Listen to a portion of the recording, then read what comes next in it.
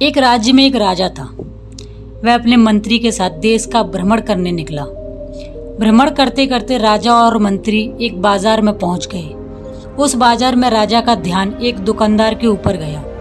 उस दुकानदार को देखते ही राजा के मन में न जाने क्यों ये विचार आया कि मैं इस दुकानदार को कल फांसी की सजा दे दूंगा।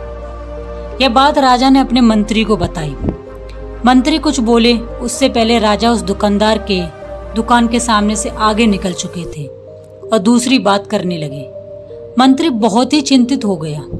यह बात समझ नहीं पा रहा था कि दुकानदार की गलती क्या है। दुकानदार से बिना कुछ बात किए, बिना कुछ सोचे समझे महाराज ऐसा फैसला लेने में बारे में सोच भी कैसे सकते हैं। राजा और मंत्री भ्रमण करने के बाद राज दरबार वापस चले गए।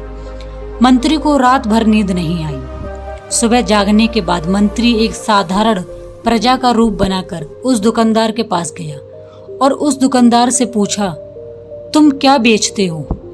दुकानदार ने जवाब दिया, मैं चंदन की लकड़ी बेचता हूँ। फिर मंत्री आसपास के लोगों से दुकानदार के बारे में पूछना शुरू कर दिया। जब से उसे दुकानदार के बारे में पता चला, किसी ने उससे बोला वह हमेशा दुखी रहता है और किसी से कुछ बोलता भी नहीं है। मंत्री को बात समझ में आ गई कि फिर भी वापस आकर दुकानदार के पास गया और उस दुकानदार से पूछा, तुम दुखी क्यों रहते हो?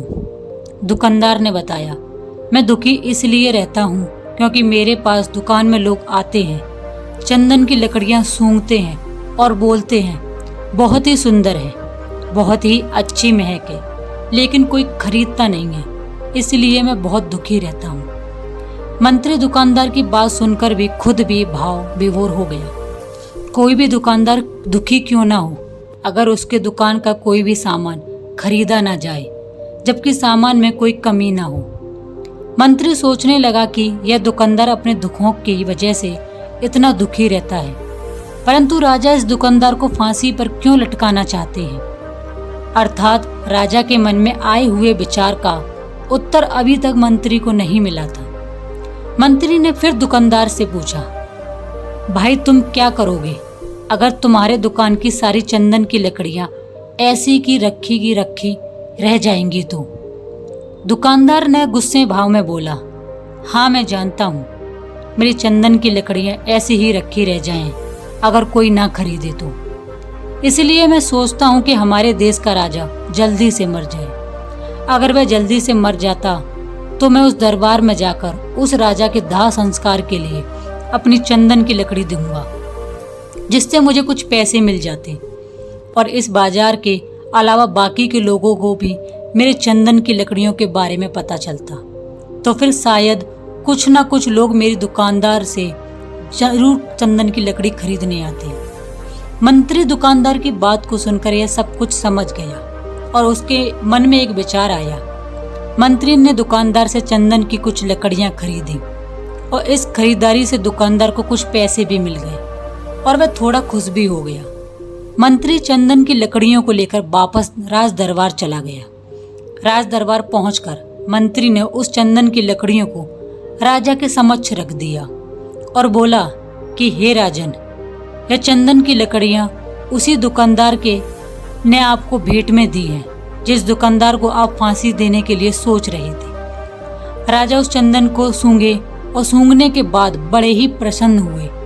उन्होंने कहा, ये चंदन की लकड़ियां तो बहुत ही ज्यादा खुशबूदार हैं। दुकानदार इस अनोखे भेंट से राजा बहुत खुश हो गया और मंत्री को कुछ स्वर्ण मुद्राएं दिए और बोले, जाओ उस दुकानदार को ये स्वर्ण मुद्राएं इनाम में दे देना और बोलना कि आज के बाद महल में जब भी कभी चंदन की लकड़ी की जरूरत पड़ेगी तब तुम्हारे दुकान से ही चंदन की लकड़ी ली जाएगी। मंत्री जी मुस्कुराने लगे तथा यह सोचने लगे कि अब तो राजा के मन में उस दुकानदार को फांसी देने का विचार भी नहीं आ सकता, क्योंकि अब तो हमेशा राज दरबार के लिए चंदन की लकड़ियां का इंतजाम जिम्मेदारी उस दुकानदार को मिल गई है।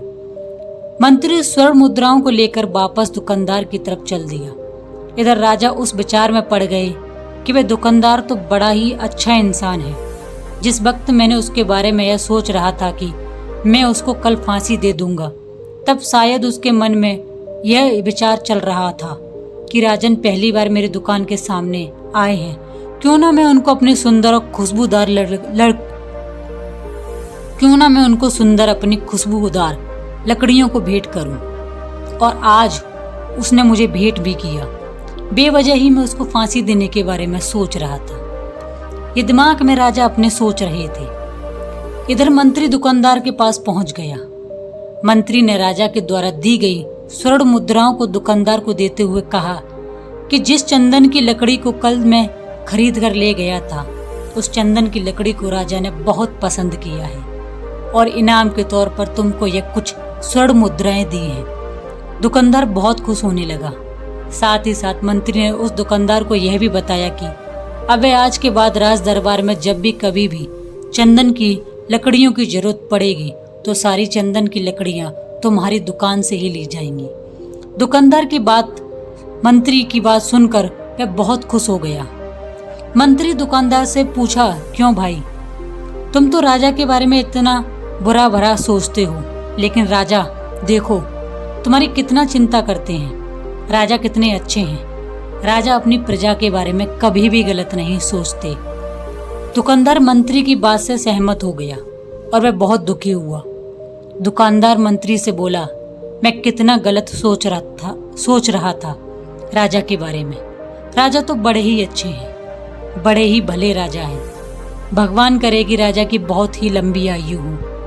यह बात सुनकर मंत्री भी बहुत खुश हुआ।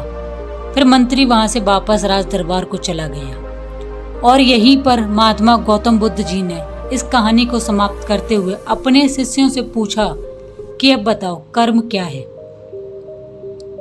किसी शिष्य ने कहा कर्म बोलते हुए शब्द है, किसी शिष्य ने कहा कर्म बाड़ी है, तो किसी ने कहा वह कर्म सोच है, तो किसी ने कह दिया कि कर्म भावना है, वगैरह वगैरह है। अपने सारे शिष्यों का जवाब सुनने के बाद महात्मा गौतम बुद्ध जी ने बताया कि कर्म हर इंसान के खुद के विचार होते हैं। हमारे विचार जैसे रहेंगे हम वैसे ही कर्म करेंगे। उन्हीं विचारों के द्वारा की हुई कर्म हमारे सुख और दुख के लिए उत्तरदायी होंगे। अर्थात हमारे विचार अगर गलत हैं तो हमारे द्वारा किए हुए कर्म भी गलत होंगे। अगर हमारे परिणाम भी गलत निकलेगा उसका, तो परिणाम स्वरूप हम दुखी रहेंगे। अगर हमारे विचार सही रहेंगे तो हम सही कर्म करेंगे। सही कर्म करेंगे तो फिर सही फल भी मिलेगा, जिससे हम सुखी रहेंगे। दोस्तों, अगर हमारे विचार सही रहेंगे, निष्पास रहेंगे, तो उन्हीं निष्पास और सही सोच की वजह से ली गई हर फैसला हमारे लिए सही होगा। जब सही फैसला लेंगे तब हमारे द्वारा किए हुए सही कर्म होंगे। जब सही कर्म होंगे तो सही परिणाम भी मिलेगा, जिसकी वजह से हम सुखी और खुश रहेंगे। जिसी जगह पर हमारे विचार गलत रहेंगे तो हमारे द्वारा लिया गया फैसला भी हमेशा गलत ही होगा और हमारा कर्म भी गलत होगा, जिसे दुष्कर्म कहा जाता है। और उसी दुष्कर्म की वजह से परिणाम भी हमेशा गलत होता है। जब परिणाम हमें सही गलत की फैसला कराता है तब हम सुख और दुख में होते हैं।